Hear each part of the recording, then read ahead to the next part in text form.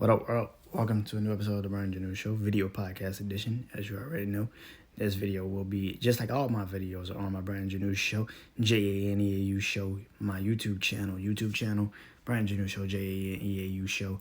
Also, podcast platforms is my podcast, Brian Janu Show, JANEAU Show. Also on there too. Also, social media platforms. It's also the same, Brian Janu Show, JANEAU Show. Go follow all my social media platforms, podcasts, of course, and my YouTube channel. And let's start this week off right. So, like I said, hope you guys are having a good start to your week. So far, Mondays can be a little bit of a drag. Sometimes Monday can be a little bit too exciting. You don't know. I know you guys probably got your kids finally back into school. All of your kids finally back into school. So shout out to all you kids back into school. Hopefully they won't shut this year down like they did a little bit last year because of COVID. Hopefully they know how to really actually, contest this time around with school. We'll see. So let's start it off, man. So I just, came from therapy. I go to therapy, pretty much every month. But I had a lot going on this month, so we finally got a chance to do it today. And I was actually gonna do, because I actually wrote this down over the weekend, what I wanted to do today. And I knew I was gonna probably change it just because I knew how I was gonna feel by the time I got to it. So I wrote down point of view of random shit. That's what I wanted to start this week off with. But I thought from me to you is better. Like I said, therapy. I went to therapy today. Just got out of it like an hour ago, and it's crazy, because like I said, my podcast. I did a podcast today, and it's called 1116, and it's about two massive, numbers in my life. One of those numbers are 11. 11 years I've been going to therapy. And the reason why I wanted to do it like that, 11 years I've been going to therapy. And my first therapist was this lady named June. I went to Texas Children, downtown Houston. I went to Texas Children downtown Houston. And I was going there. I was getting surgeries and stuff like that. But eventually my mom and we finally got to the point of like, yo, I think you need to go to therapy. So we finally got to the point of going to therapy. I finally started talking to the therapist. Her name was June. She was the first therapist I ever had. I was 16. And I think it was right before my sophomore year in high school. And I remember like going and talking to her. And like the first couple of conversations, I can tell you right now, I was skeptical. I was skeptical about therapy. I was like, man, this shit seems stupid. And prayers up for June, because she hung in there. She hung in there for like the first couple of sessions. I started going like maybe like every 2 weeks, just so we could get our chemistry right, so we could talk, so I could talk, feel comfortable talking. She's a trooper, because she stuck in that bitch for a while. And I remember, I would say like maybe 8 to 9 months into the conversation, her being my therapist, she finally got another job in Denver, and she left, and she left, and then I went without a therapist for maybe like the first couple of like months after that. Like maybe if I started in 2010, I would say 2011, like I went without a therapist, and then midway through my junior year, that's when I started seeing, my therapist, Dr. Parker. And Dr. Parker talked to me from literally the end of my junior year to literally 2018. Yeah.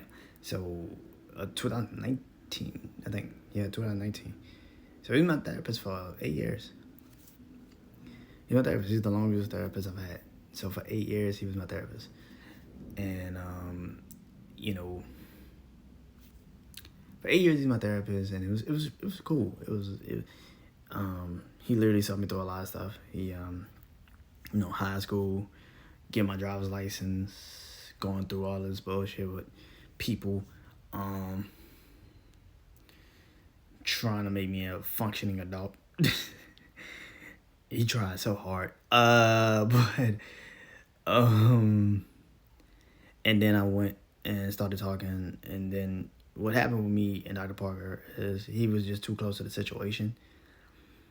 And I felt like every time I would go to him now, he would try to be like my principal, and I didn't like that shit. Like, he would just try to like tell me the lesson, like you know what you should do. You should just keep doing it. And it's just like, okay, love you, thank you, appreciate you, but I think you're now too close to the information. You started conversations with me when I had my mom there, and my mom was driving me to the therapist. Now you're having conversations with me when she's not there, and you and my mom had a good relationship. So it was just weird. It was just like, okay, I need a therapist that don't know nothing about me, because once you like really enter, when you've been talking to somebody for 8 years, they know who you are already. So it's kind of like hard to have a conversation with somebody like that, because they feel like they have this mindset of you have to be like this, and it's like, okay, that clearly is not where I'm at now in my life.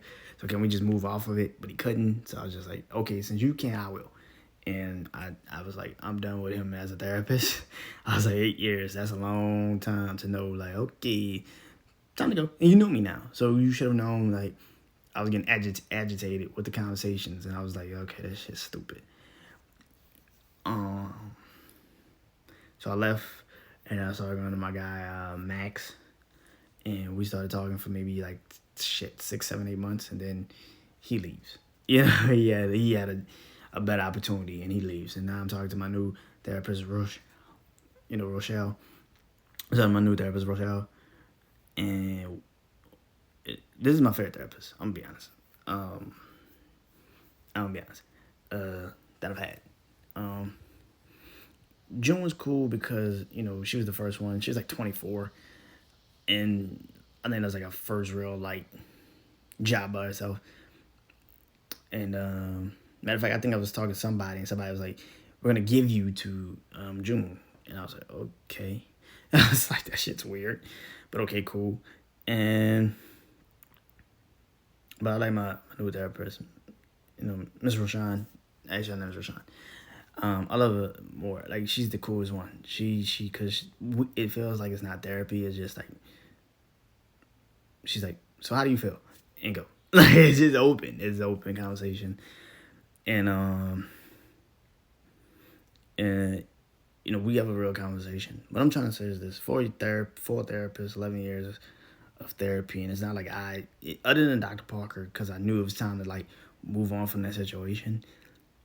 I never leave my therapist, because it's just like, they know, like, I feel like if I got a good one, I'm not gonna try to dip out on them. So what I've learned from therapy in 11 years from 4 therapists, man, I learned from June. It's okay to open up, man. It's okay to talk. It's not, you're not, the world won't go on fire if you start talking. You start feeling how you feel, start showing your emotions. Nobody's gonna go to battle more for you than you. If you don't say nothing, then nothing will be done. And I learned that from June. She like I said, she stayed with me. She could have easily been like, "This dude is crazy. I don't want to talk to him because he's not talking." But she stayed in there, and I respected her for that, because a lot of people would be like, "Can you please say something? What's going on?" And she let me get out of my shell myself. She let me get out of that uncomfortable situation myself, and she let me figure it out. So I thank her for that, because now I'm open to do podcasts and do this and do interviews and conversate with people all the time. And if it wasn't for her getting that little shy 16-year-old kid out of that situation, I don't think I'd be open to do all these things. So thank you. 8 years, what I learned from Dr. Parker. At 8 years, I learned that you have to take accountability, man.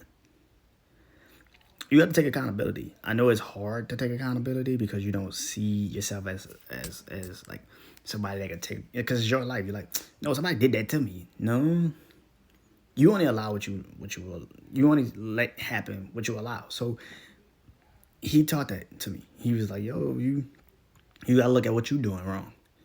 Like, yeah, they did that, but what did you do? What did you do that made you feel that way? And then I had to be like, fuck. Like, fuck, man. Fuck. I was trying to get me to see the brighter, I fucked up. No, I want you to be on my side, goddammit. Like, tell me how I'm supposed to. But he was right. You can't continue to always take, people and say, well, they the reason why I'm this way. It's like, but you allowed it. Everything's in your control. You allowed that shit. So what are you doing to change it? And he was right. Accountability. I learned that from Dr. Parker. So thank you. In 8 years, I learned that very well, very much well, very much so, I should say. From Max, what did I learn from Max? I learned that even though I know it, I still had to learn a little bit more. You can't. You could want a lot of things in life, but if you're not gonna really physically go do it, you really are not. Or you don't have a plan to really go get it.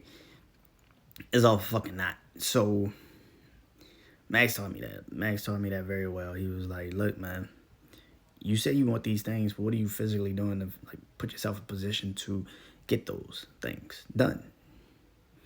We know what you want. You said it enough. But what are you doing to get it done? What are you physically doing to go get it done? Nothing? Well, then that's your problem. You gotta go figure out why you're not doing anything to go get it done. So go get it done. Figure that out and then go get it done. And he taught me that. So thank you for that, man. And what I'm learning from Miss Roshan is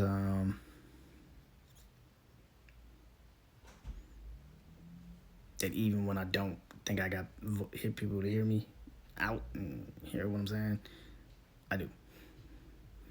I'm learning to have a unique voice. I'm learning that even when, I probably think that nothing is right in my life, I still could figure one or two things out that I'm like, you know what, I'm pretty good at this. So let me enhance this a little bit. So when I finally do figure out why this isn't working right now, I'm gonna go back and get that done. She taught me self-awareness. She told me that I was self-aware of situations. And that's something that a lot of people don't have at all. That they could point a finger at themselves and say, you know what, man? You don't have to always take on other people's burdens, and you don't have to put your burdens on other people. You have to figure it out yourself. You have to get that right with yourself before you get anything else right. So I'm learning that now from her, and maybe more. She doesn't leave. So what I'm here to say is this, man. 11 years of therapy, 4 therapists. What I'm here to tell you guys is like, look, I'm not all to this new mental health shit that you have to go talk to people. But I feel like once you are in a position where you feel like you have to have a new thought process to certain situations in life, when you feel that way, man, go get it done. Because you talking to the same people thinking they're gonna fix your problems, it don't fit. It don't work. Because they know you, so they're not gonna have a true point of view of the situations, because they know you, and they're not gonna tell you the truth, but they're also not gonna tell you anything to hurt your feelings, because they're so afraid, because they know, okay, this might hurt them, so let me not say that. And so they want to play friend, and when you playing friend, it's hard to tell your friend when they fucking up and they need to fix that shit. So that's what therapy's for. It's not to rehash anything. It's to give you a new point of view on life, situations, mindset, and how you feel. And I think that everybody needs that. Everybody needs a conversation or two with people that they don't know. Just because sometimes those are the best times to actually be honest. So hope you guys enjoyed this, man. I hope you guys enjoy your rest of your day and the rest of your day. I'll see you guys soon. Peace. Brandon Janu Show. YouTube.